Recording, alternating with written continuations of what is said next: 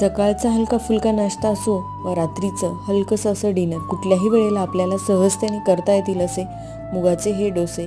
यामध्ये आपण कुठेही इनो, फ्रूट सॉल्ट किंवा सोडा वापरलेला नाही, तरीही देखील अगदी सुरेख जाळी आलेली आहे आणि तसेच ते कुरकुरीत देखील तयार झालेले आहेत. यासाठी 1 कप मूग आणि पाव कप तांदूळ 4-5 तासासाठी भिजत ठेवले होते. तांदूळ आणि डाळ छान फुलून आलेत.